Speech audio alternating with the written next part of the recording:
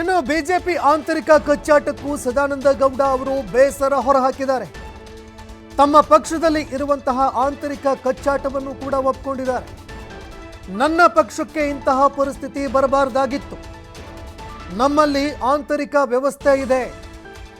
ನಮ್ಮ ಪಕ್ಷ ರಾಜ್ಯದಲ್ಲಿ ದಯನೀಯ ಪರಿಸ್ಥಿತಿಯಲ್ಲಿ ಇದೆ. ಇಡೀ ರಾಜ್ಯದಲ್ಲಿ ನಮ್ಮ ಪಕ್ಷ ದಯನೀಯ ಸ್ಥಿತಿಗೆ ತಲುಪಿದೆ ಅಂತ ಸದಾನಂದ ಗೌಡ ಅವರು ಹೇಳಿಕೆ ಕೊಟ್ಟಿದ್ದಾರೆ. ಹೀಗಾಗಿ ಹೈಕಮಾಂಡ್ ನಾಯಕರು ಮಧ್ಯಪ್ರವೇಶ ಮಾಡಬೇಕು.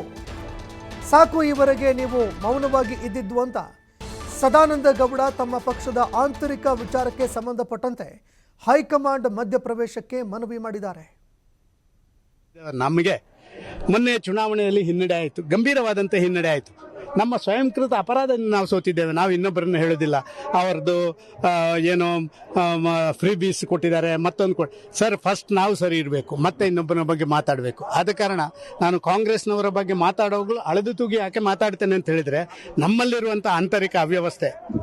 ನಾನು ಅನಂತಕುಮಾರ್ ಅವರ ಬಣ, ಆಗ ಜಗದೀಶ್ ಶೆಟ್ಟರು, ಅಶೋಕ್ ಎಲ್ಲ ಅನಂತಕುಮಾರ್ ಬಣದಲ್ಲಿದ್ದರು. ವಿ ಎಸ್ ಆಚಾರ್ಯರು, ಬಾಕಿಯವರೆಲ್ಲ ನಮ್ಮ ಇವರ ಬಣದಲ್ಲಿದ್ದರು, ಯಡಿಯೂರಪ್ಪರ ಬಣದಲ್ಲಿದ್ದರು. ಅಂಥವರ ಮಧ್ಯೆ ನಾನು ಅಧ್ಯಕ್ಷ ಆಗಿದ್ದೆ.